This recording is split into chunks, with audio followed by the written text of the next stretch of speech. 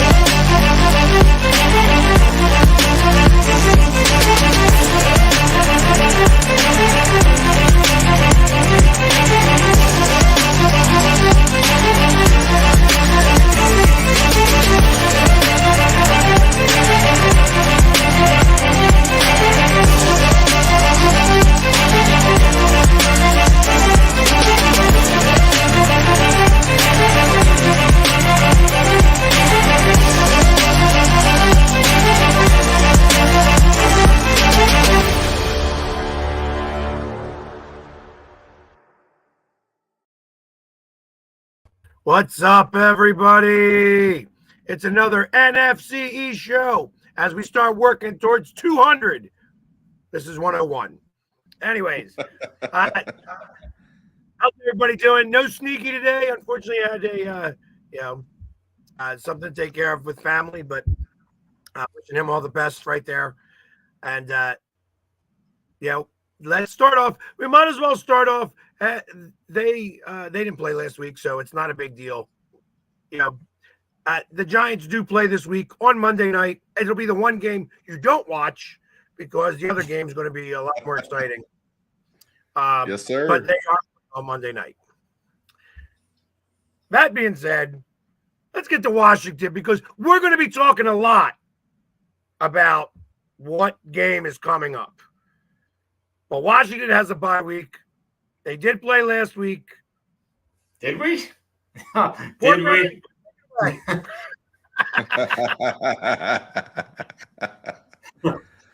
Well, let's break it down for everybody, Jeff. For those that didn't, those that didn't see it on TV or attend in person. Oh man, well, I wish I didn't see it on TV or attend. I went as the Grinch, and I thought maybe I would be able to steal a victory from them, and I couldn't even do that right. It's so weird. Like, I had no expectations that we were going to win the game at all, but I actually had a pretty good time there. I actually hosted one of my buddies who does a lot of work for us. He's the one that designs our T-shirts that we give to the kids each month that are going through treatment, and he does all of our signage and everything for their golf tournament that we hold in April. He's a huge Dolphins fan, so it was pretty cool to host him and his son. Nice. And they sat next to me, and they had a great time. And I mean, I obviously did not, but I had, it was fun because they were having a good time and they were sharing a father-son experience, and that's what it's all about. So the game absolutely was dreadful, but it was cool to see Tyreek Hill like full speed. His first touchdown was right in front of us, so that was he's pretty fast. This is the second time now I've seen him, and he hasn't slowed down one bit. So. Well, last week, since you weren't here, we were all trying to divulge in questions and trying to come up with answers. But what was the whole feeling around? We knew somebody was going to get terminated. We knew there was going to be one of three choices made, and it was, the obvious number two on the defensive side of the ball. But did you think that was the right decision at that time? I mean, to be clear, I honestly think he should have done that when he got rid of Scott Turner in the offseason. I think we should have brought somebody else in. Instead, he allowed Jack to fire the defensive backs coach, Harris, and bring in somebody that I think was maybe on a high school team or high school defensive backs coach. And you can tell the difference in just the play with our defensive backs this year. I mean, they're getting torched left and right. And they say that it's too complicated. There's too much moving parts, and the communication in between plays. There's too much being communicated, and they're just not able to, react. And it's just it's a mess. Put it that way. It's a mess. And so do you think it was more of a scapegoat? Like, yeah. I mean, because let's face it. I think Philly said this a couple of weeks ago. Just the way Josh Harris operates, he doesn't fire coaches halfway through the season. He's not known to do that. So, I mean, and Philly's been right about it. So, I honestly thought after the Dallas beatdown that it was going to be Jack and Ron. And then, let's see what we got with Eric Bieniemy. But, I mean, to be honest, to be fair, I mean, Eric hasn't really impressed me that much this year either. I think he's done great with Sam, but, I mean, let's face it, man. But behind a dismal of a offensive line, Sam can't really show us what he can do. Yeah, he's got a great arm. He's got talent, but he takes too many sacks. And, lately he's been throwing too many pick six. I mean, he's had 3 straight games now where he's thrown a pick six. Seeing that, it's kind of interesting because you see the drop off in the Kansas City Chiefs with Eric Bieniemy gone. There's no doubt about that. The Chiefs are not the same offensive team that they were, when he was around.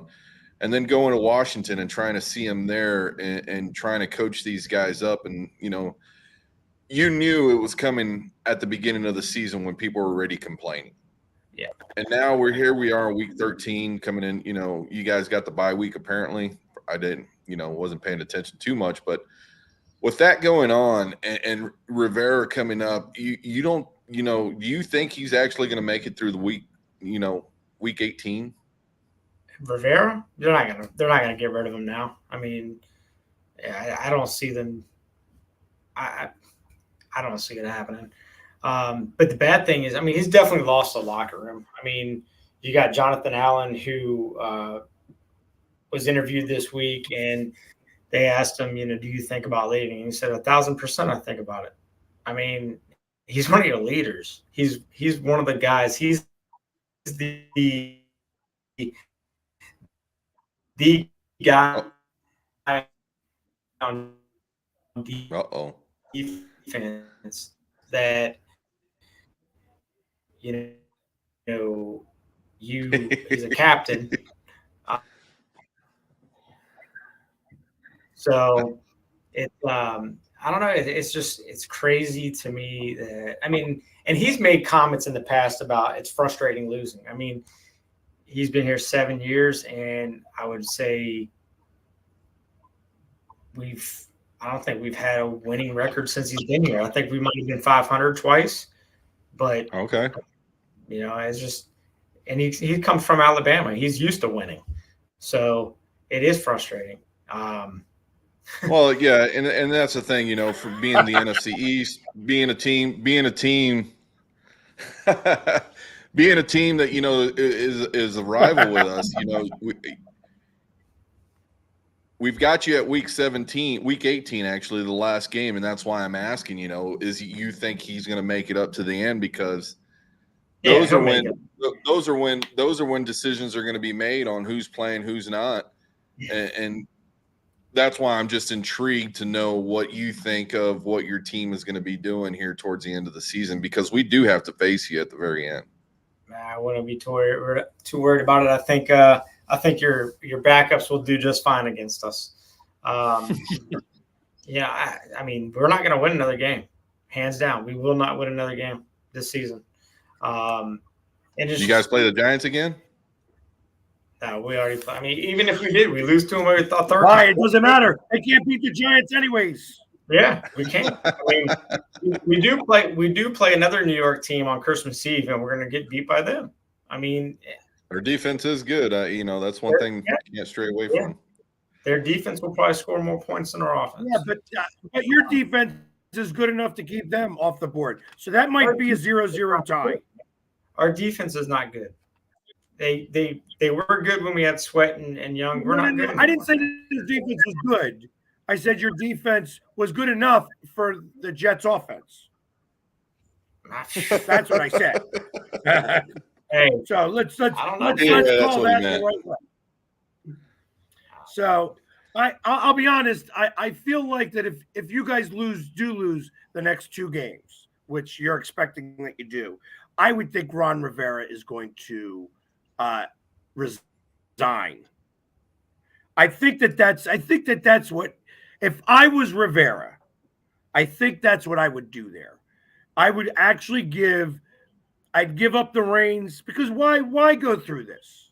Like, this is like a tarnishment. I know that you're going to say like you're quitting on your team, but you're not. This team's quit already. Yeah. You know, and he's had to deal with all of the bull that came with this. He knew he wasn't going to be sticking around. So I would resign and give the reins for like 2 games to Bieniemy, and let's see how Bieniemy runs the ship for 2 games. And really all that is a interview for everybody, every other team, because there ain't no way Washington's going to keep him either.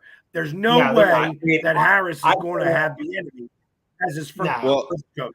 I saw the Bears this week saying that if they're going to if they're going to get rid of their head coach, they have interest in Bieniemy. So it's see, that's that's the interesting thing leading into the whole, Bieniemy, Rivera, where is he going? What's going to happen in the next couple of weeks is just because of the talent that Eric Bieniemy is. And I'm going to go even, further and say, when you were talking about the team quitting, what I heard out of your wide receiver this weekend saying that he was gassed. And, that's just sometimes how it is. After the game, that says more about where the team is, as a whole than it is, just the coach. Who said that? I think it was McLaurin. The only thing that I heard McLaurin say was he got a lot of cardio out there because he didn't have one freaking catch. No, he said he was gassed. He literally said he was gassed. He said that's just sometimes how it is. That's the clip I heard today on Fox Sports, and I was just under the impression that this is one of the things that Eric Bieniemy was trying to institute at the very beginning was, hey guys, I'm going to work you guys hard. Yeah. It's just interesting. That's all.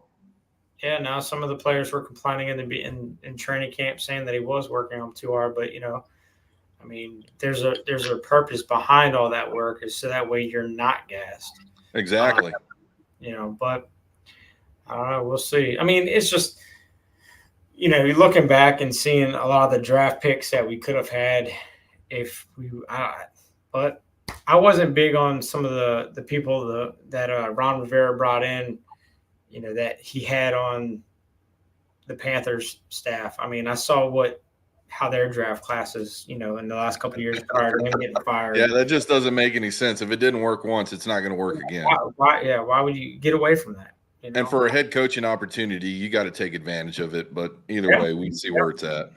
Yep. So, yeah, it's disappointing. I was telling Philly, I said we got our season ticket membership notice for 2024, and prices went up, and I'm like, yeah, right. Wait till you get the PSLs. Oh, trust me, I probably won't be able to. I probably won't be going to games. I'll probably just go to away games then. So, because RFK 2.0 is going to be, I can't even imagine how expensive that's going to be. Well, all right, let's jump on. Let's jump on to the. Yep. Yeah, let's jump on to the other game of the week. Go for it. I think. All right. So first off, I guess we got to start talking about what happened last week. And the 49ers they had this game circled. You could definitely tell that the Eagles were tired. I think they gave up every bit of energy they had in the first quarter, and that was that. And they had just played 3 games in 14 days. And the 49ers had off for 10 days. So I think it was just a recipe for disaster, and it occurred. And at the end of the game, you could tell. There's no way that Deebo Samuel gets those runaway touchdowns. You know what I mean? They just didn't have it, and they were exhausted, and they weren't going to go chasing after him. So yeah, but I think if you guys would have scored touchdowns their first two drives rather than field goals, it would have been a totally different game. I mean, you guys would have gone up. Yeah, I agree. 0. Yeah, I agree. Because the first 2 drives did look really. Yeah, the first 2 drives did really look impressive. The defensive stops that the Eagles had against the Niners, I was just like, wow, they just stopped them on 2 straight drives. Right. But then, they started picking up, the bubble screens and then the little outs here, there, and it just wore into them. And you can see them towards the third quarter, and they were just starting to get delayed. It just looked like, well, we'll just let it. We'll see if we can stop them. And that's what it basically looked like. Yeah, and for the 49ers, it was like once that linebacker got ejected from the game, it was like a light switch went off with them. And after that, it was just like a totally different team. Yeah. That is true. You could see that switch. Yeah. And it just elevated. They were doing they were doing some questionable things in terms of the way that they were tackling and stuff like that. There was some dirty playing a little bit. And same thing with the Bills. Bills did had some dirty play. There's dirty play, I gotta imagine, across the board. So, but I'm not saying that. But it was like the way that they were getting thrown and tackled after the play, and like those 2-step hits. You're supposed to get like that 1.5 step, and they were getting like 2-step hits and stuff like that. The referees had their whistles in their pockets across the board here, so it wasn't like I could say. That was it. They played today. They went out and played, and they were. We were tired. And that's the crazy thing. This game, it did separate itself from the rest of the games. I mean, our game, we had so many penalties. You look across every game this weekend, there was penalty after penalty. Your guys' game, it just looked like, well, we'll just allow it. Except for the ejection of the player and the staff. But I mean, there was really they were letting them play. And it was just weird to see why that game, all of a sudden the referees were just like, well, we're not going to call anything. Well, but then I saw on Monday Night Football, same type of thing. That's what I'm saying. Non-calls. Well, that's what I'm saying. It was y'all's game, and then it just shifted. It was just like something about that game. They just said we're not going to call anything, and then it shifted over to the Monday night game, and it just all the other games, everything was being called, every little bitty thing. Not at our. There was very few penalties in our game, and I think it was just because the referees wanted the game to be over with. Yeah, and the thing that was crazy, I'm sitting there and looking at the Cowboys Seahawks game, and I'm looking at it. I'm like, what was that? There wasn't even a penalty there. Wasn't there? And I'm talking about the Seahawks, touching our guys. And I'm it's, well, we're going to take it, of course, because it's a penalty on them. But you start looking at some of it, it's like, where's the pass interference? Where I don't see what you're seeing, even on the replay when I've got 5 different angles. Wasn't there a lot of penalties called but were picked up? No, there was a lot of penalties. There was too many penalties. I'm telling you, dude, Pete Carroll went through 2 packs of gum, seeing everything that he saw. I'm sure that dude does chew a lot of gum. Yeah, it was the Seahawks 10 penalties, 130 yards, Cowboys 9 penalties, 127 yards. I mean, seriously, that's not, there's so many that you're just turning around, you're seeing laundry on the floor. And not just from one ref, you're seeing it come from the the line judge. It just didn't make any sense. And one of the penalties that's still bothering me a lot, and I don't just mean this game, is the offsides by our defensive personnel. You're on the line of scrimmage. You know where the line of scrimmage is. You're looking down the line, and yet you're still offsides. These are big time plays. It's 3rd and 4, 3rd and 3, and you're offsides. There's 5 yards. Yep. It's like, we got to look at some of this stuff, Coach. And that's where I was just getting frustrated at the management of what was going on the field. And it just didn't make any sense. And it was infuriating looking at all this stuff. And it was just like, well, but it is Thursday night. Yeah. So, I mean, that being said, all of that, going into that, how do you think this game is going to go? This game, I mean, you guys have been letting up a lot of points. We've recently been letting up a lot of points. I wonder, because the over-under in this game is short. And really? I'm going to only mention it now just because I thought it was low. Well, it's 51.5 now, but I had heard it at 49.5. Wow. So, but at 51.5, I think is still low. Well, I think it's low, but I think they're basing that off of. So, I mean, you're going to have a better insight, but the reports that are coming out of camp for you guys is Jalen Hurts and the knee process. I mean, it's just fluttering here and there. Not sure how much of it's true, but you could see the impact in his play when he was running down the field or lack thereof and taking the slide way before it should have been done. But again, that's precaution. That's what QBs are supposed to do. But what's coming out of camp now is saying that, there's that lingering knee injury that he has. It's just not allowing him to do what he needs to do on the field 100%. And it seems to be. I don't look at it that way. I don't look at it that way, although that's how the narrative is going here. And yeah, exactly. My thought is that he slipped on the turf early, and I think that was in his head. And I think that in the process of that, he watched how this game was happening, and he wanted to make sure to protect himself as best as possible. And they still got him. He hit out of bounds. They pushed him after he stepped out of bounds. Again, that should have been called and wasn't. So they were going out of their way to try to lay lumber on him, and he was making sure not to. So I understand why he didn't want to run, or they didn't want him to run. It's like, listen, this is going to be a brutal game. Don't get yourself beat up this game. It'd be easier to save yourself for Dallas. You know what I mean? I think that I think that although you guys also have this circled on the schedule, it wasn't as much of a revenge game to you guys. You know what I mean? As it was the 49ers. They tried to win the NFC Championship game last year with this game. Yep. And you know what? They still didn't do it. And that's a real statement. You know what I mean? So I understand. So the fact that the national media is like, oh, well, he didn't run, blah, blah, blah.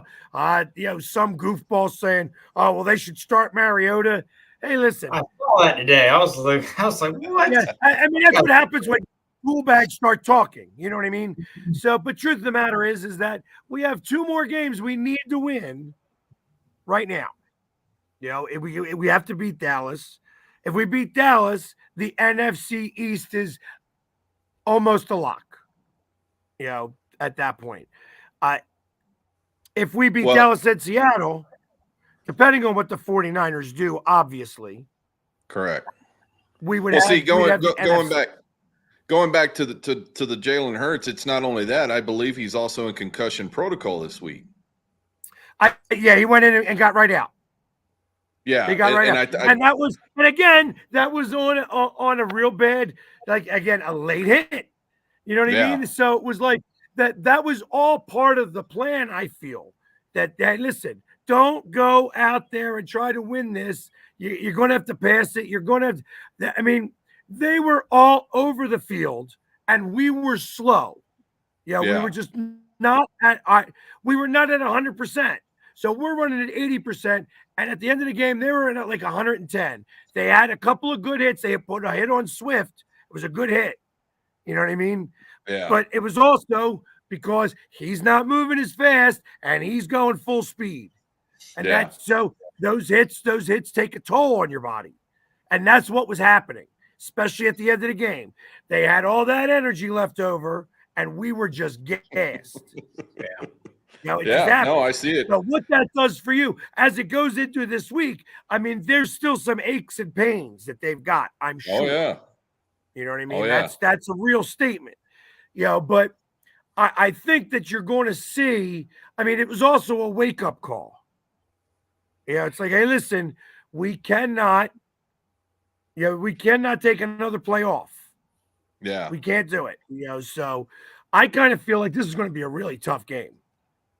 And I know it's no revenge game or anything like that. What's the top priority on the Cowboys list is, of course, to win, and how, by whatever means it may be. I think going into this game, the Cowboys are they better be focused on the defense. The amount of points that we gave up in this last game against Seattle, was it just a one-off? And being at home, the crowd was finally getting into it. But the defense needs to focus in on what they allowed, and they were allowing these big passes. And I don't see the Eagles, I don't believe, they've got A.J. Brown. I understand that. But, somebody like DK Metcalf, who's a lot faster, even though they're the same size, they were more focused on just stopping one person than anybody. And with A.J. Brown, I think they're going to do the same thing. I think they're going to hopefully shut him down like they did in the first game. Not as much. But I think the Cowboys are trying to carry themselves with their defense this week and see what the defense of the Eagles brings, because I think Dak is going to have another 4-touchdown game. I really do. I think he's lighting it up. I think he's getting smarter with the ball. Our run game is still not there. It's as sad as it is to say, our run game's not there. It's just obsolete. And we need to do something about that. And whether that's, getting more rotations in on the back end, I don't know what it has to take, but we got to get our run game involved in order for our passing game to succeed. And that's just point blank.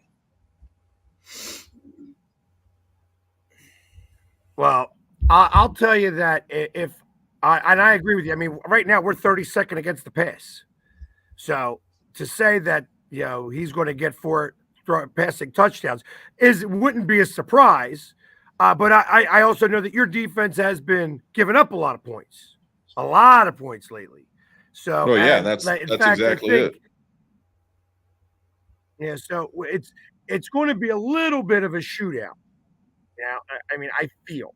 However, I don't trust our cornerbacks right now.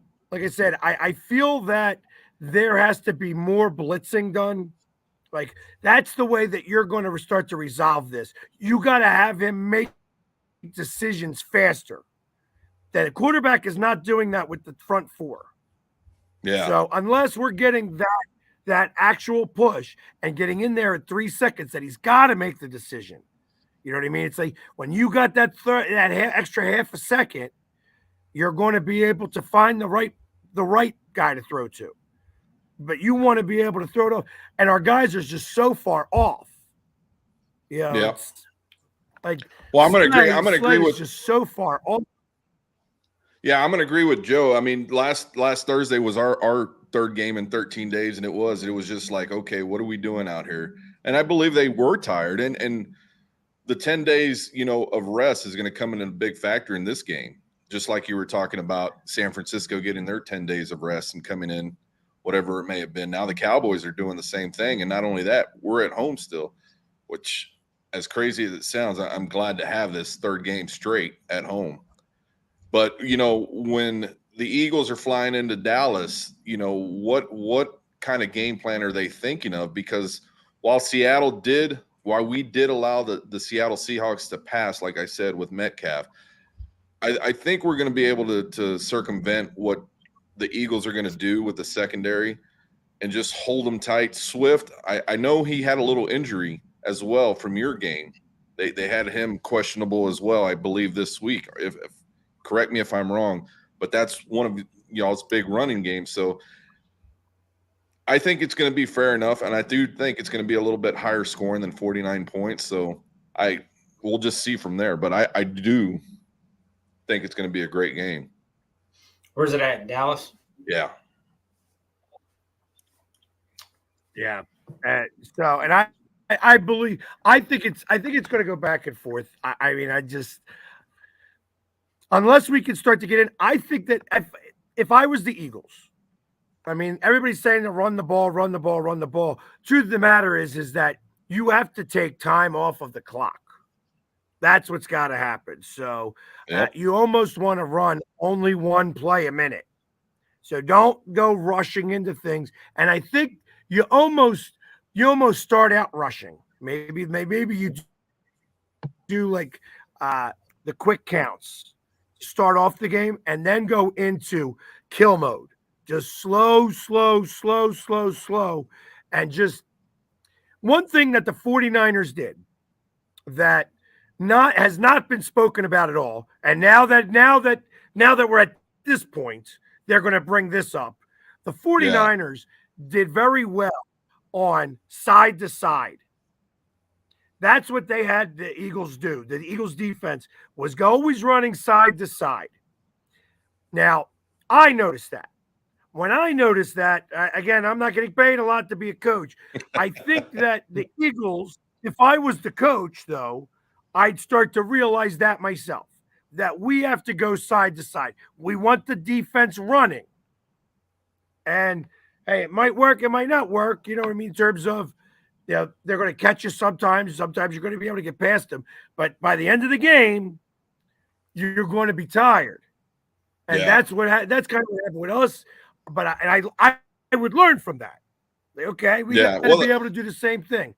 Have the speed, And that's the thing, too, is that you looking at that game, I'm hoping the Cowboys learned something, was, what San Fran was doing, it was first down, 1st and 10. It was second and 1, 2nd and 2. They were able to pick up 8 yards on those first down. McCaffrey was just amazing in this game. Debo was amazing in this game. But the amount of yardage that was being gained on first down was what elevated the Niners, I believe, to push them over the top. There was no, long third downs at all this game. There might have been one or two, but mostly everything was 3rd and 1, 3rd and 2. And then they just, kept moving the ball.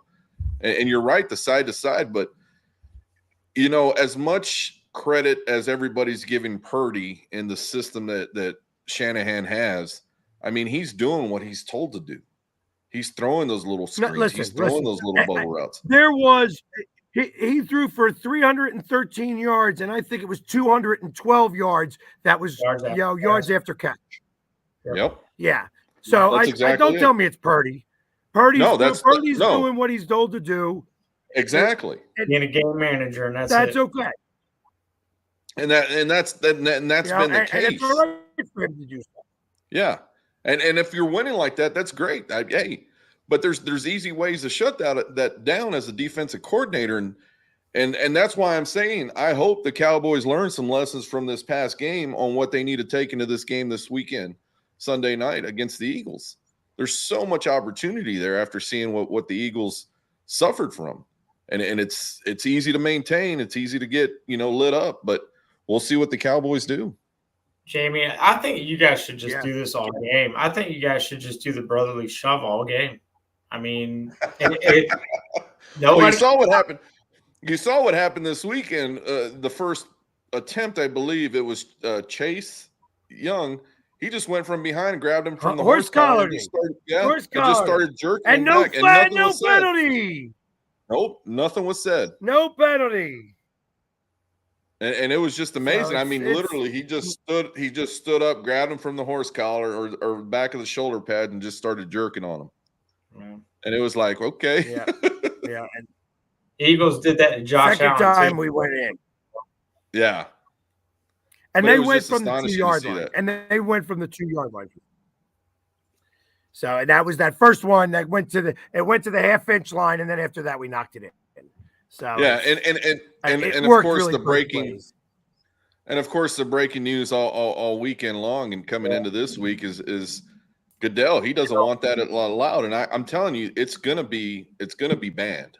They're gonna get rid of that. There's Yeah, but they're going to get rid of all pushing. All pushing is going to be gotten rid of. Of course, You're of not course. going to be the moment. What that means is that there's going to be a lot more in the grasp calls. Yep. Exactly. So, like you're not going to be.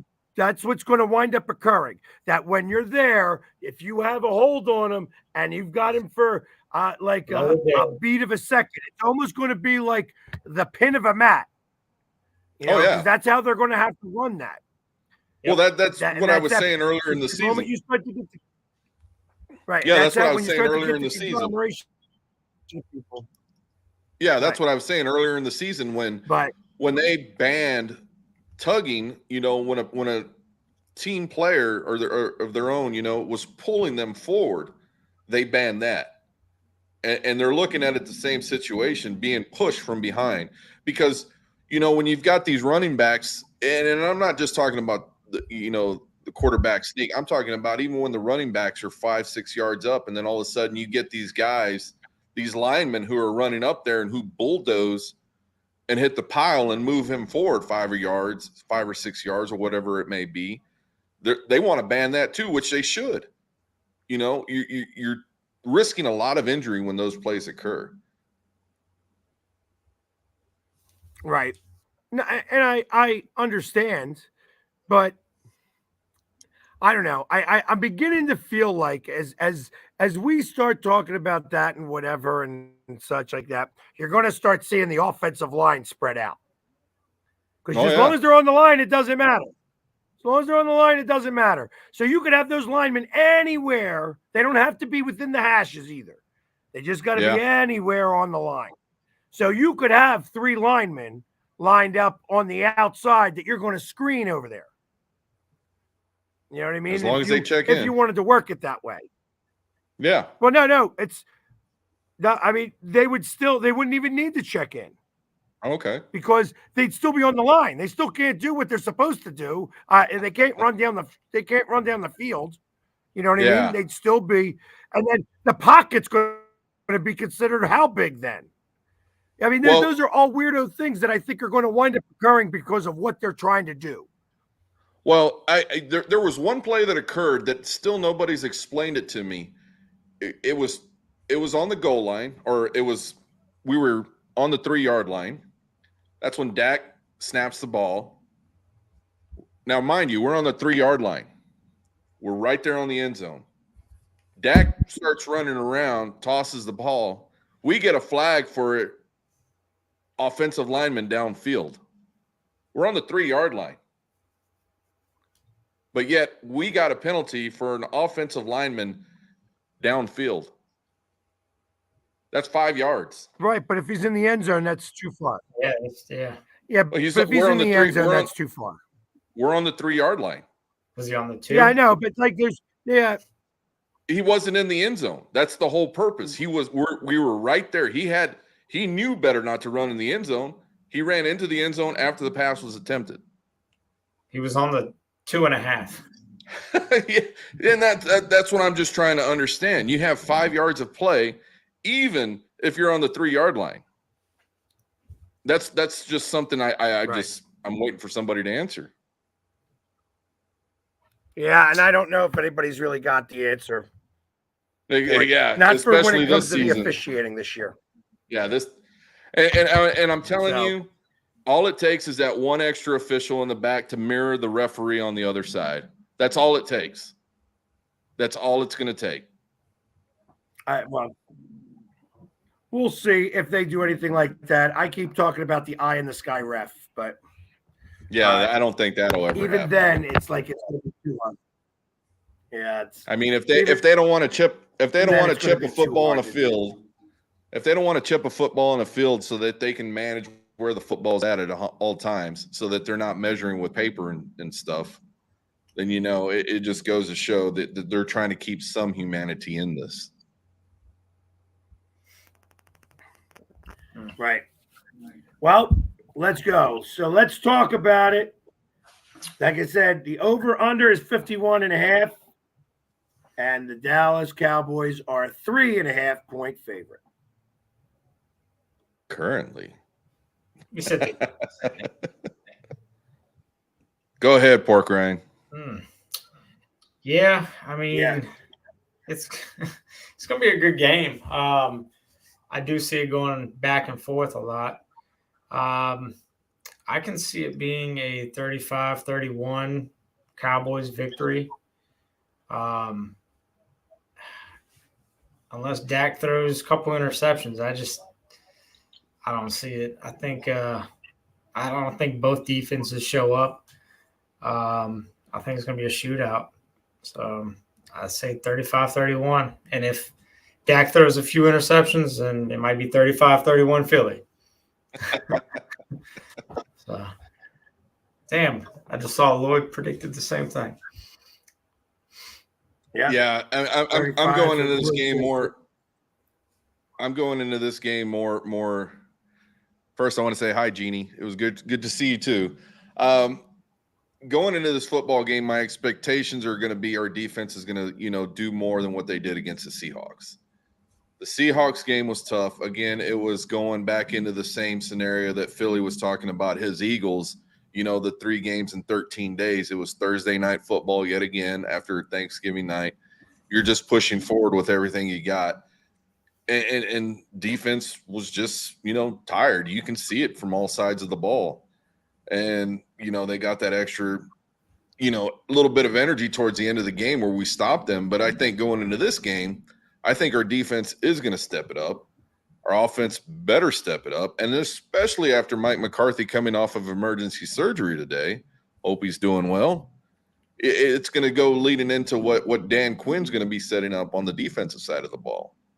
I think the way we played against Philly the other, couple of weeks ago was prevalent to the way we were going to play in this coming game. But I do believe the Cowboys are going to pull this one out, and I do believe it's going to be a little bit higher scoring game, and it's not just going to be defensive side, but it's going to be, somewhere around 38-33 Cowboys. It's going to be a shootout. What happened to McCarthy? 38-30. He had a appendect. I guess that's his appendicitis or something. He had to get emergency surgery. So he had to get that done. And Dan Quinn took over the conference today, and McCarthy's saying he'll be back on the sideline Sunday. Damn. So not all sure what that involves, but I hope he gets well. I mean, as long as they don't rupture, I'm sure. Yeah. I mean, that's still a big deal, in terms of, I don't know that I don't know if he's missing 2 days, if it's that much of a big deal, but it is still a big deal. I don't think it's going to be as high scoring. I think that there's going to be, it's going to be a little bit more methodical. I think on both sides of the ball. I think that it's, if Dan Quinn is actually the coach and somebody else is going to be making the play calling, it could get a little erratic, in that regards. So, and I kind of feel like that's the biggest deal with him not being there, is him not calling the plays, because your head coach is going to be calling the plays. Now you got Dan Quinn calling the plays, and then he's got to call them for defense. So it's a little bit of a big deal. I think that would make things a little erratic, and because of that, I think that's not going to be as high scoring. I think defense is going to have a little bit of prevail here, and when I say a little bit, I just don't got it going into the 30s. I think it's going to be somewhere around like 27, 25. You know what I mean? 27, 28 even, I guess. And I Still think this putting it is going to over. be one of those games again that it's going to end. Whoever's got the ball last is going to win this game too. So Yeah. I mean, I hate to kind of put it off of just a field goal, but it might be. It might come down to a field goal at the end, or you guys not scoring at the end, kind of like it was the last game. Yeah. Had you guys just pushed it in, Hey, and changed the whole I game. think Might have been that's the end. That you guys would have won in the last second. I think that's the lingering thing that just might be, from that game is what should have been done, right there in the middle of the game, right there towards the end of the game. What could we have done different? And I think they're going to carry that into this game. And again, I'm sure as coaches being coaches, they learned a couple of lessons from what the Niners did and saw some things. Because I know I did. I know where I would be going. I'm not going to say it out in public, but you know what I mean. If these guys are good coaches, they recognized everything that we did. And you saying what you saw from the field, the side to side. Well, I'm sure everybody saw that, but there was a couple of more things, a couple of more key spots that these offensive coaches need to take some opportunities at. Well, and I know we're bringing somebody in here who's not seen this defense, and he's going to be a middle linebacker here. And, I know that you guys talked to him first, and then he still came over to us. So even after all of that, he said, I don't want to be a Cowboy because they think they'll lose. So I think just on that alone is going to make a little bit of a difference. Everybody's saying, hey, well, the Colts let him go and blah, blah, blah. He's still much better than what we had. Going on there. When the Kobe Dean was out, it's so I think God. No, I was going to say, looking at from where he was this week and then jumping over there to get you guys, and then what you're saying about the Colts, and then the Colts still paying him even after they released him, it's intriguing to me what kind of team player he is inside the locker room. And, I think the Cowboys were, the Micah Parsons and DeMarcus Lawrence are looking at it like, well, he had his opportunity to come over, but we're going to do what we do, and we're going to keep our game plan. Right. Well, and I think that we have such that the middle of the field, the middle linebackers and the linebackers in total are just very green. So with some leadership, maybe he's going to be able to direct them better, because they look like a mess. They look like they didn't know where they were going. Or what? Well, it's going to be hard. It's going to be hard to do with 1 week to be able to kind of direct them a little bit. Yeah, it's going to be hard to do with 1 week. Right, but defense is defense. Defense is defense. The hardest part about during the week is figuring out the calls, like the game plan. It's the terminology. The calls are all the same. You know what I mean? So it's not like he's learning defense. He's learning how this guy kind of runs the defense, and he's learning the different terminology. Yeah. So, and I still think he'll be better than what we had out there. Makes me miss TJ Edwards. But that being said, wow. Might as well talk about this for a half a second. Packers are a 6.5 point favorite, and the over-under is 36.5. The Giants and Packers. Anybody think that the Packers are going to lose? Where's it at? New York. No, I think that you got to give. Well, I'm not, but Packers.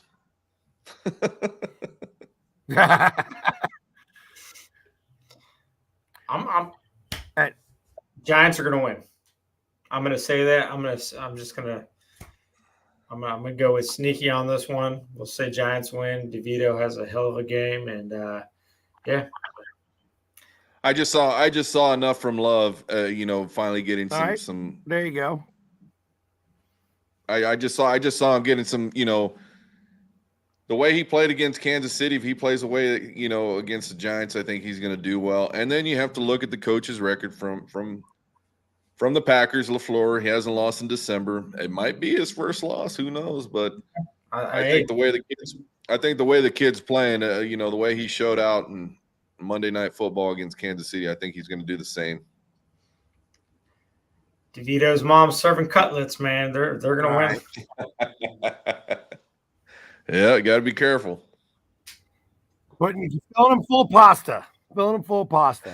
So I am going to mention this game just because it does affect both of us. The Seahawks and the 49ers play this week. And they're playing in San Francisco. And it's 46.5.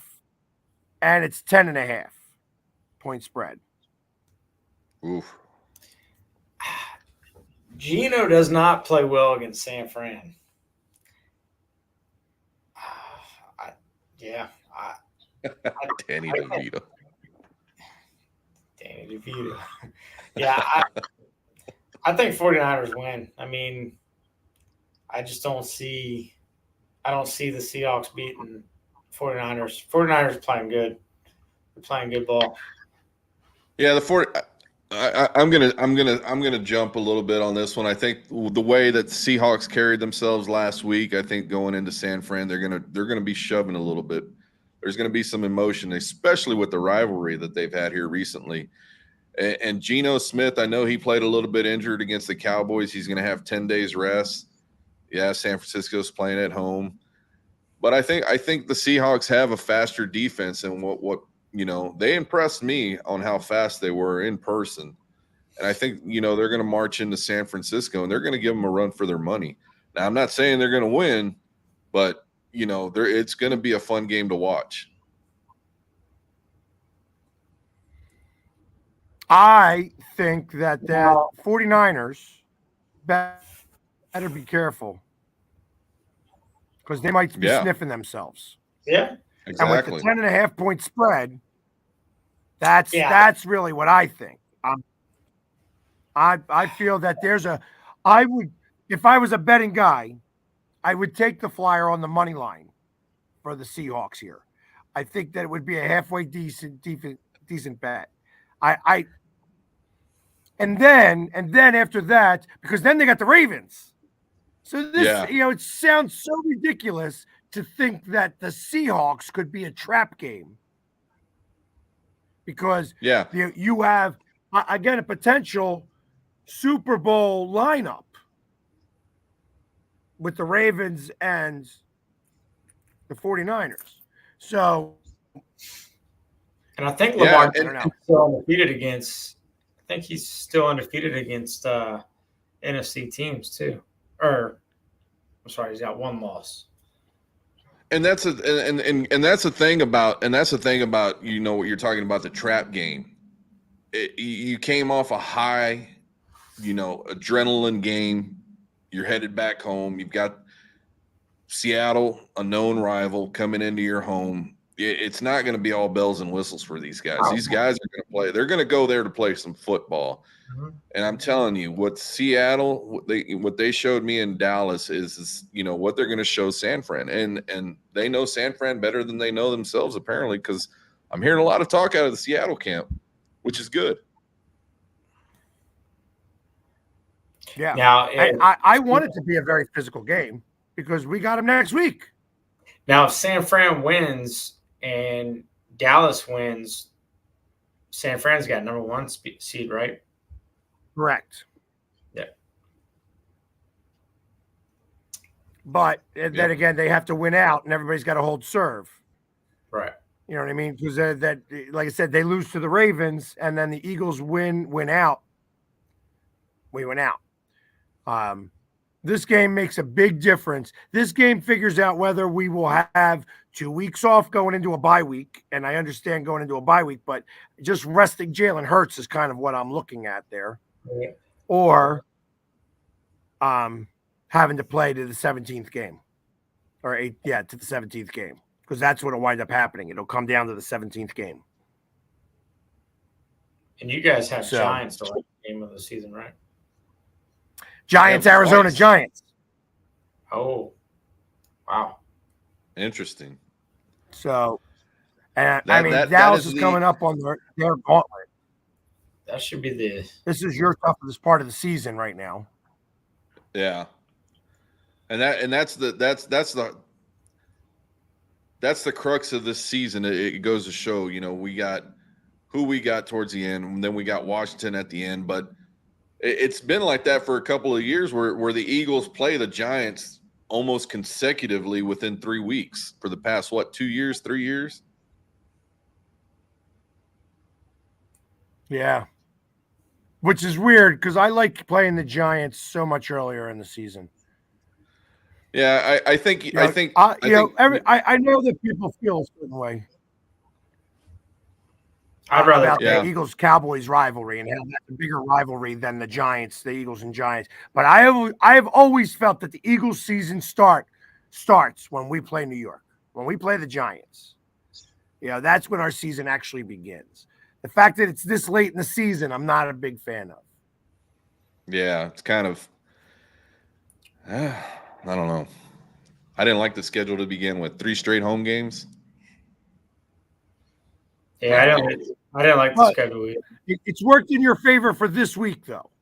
You know what I mean? This is because Yeah. the schedule would really beat us up right here. This is the toughest part of the schedule as we played the Chiefs. Coming off the bye, we played the Chiefs, we played the Bills, we played the San Francisco 49ers in 14 days.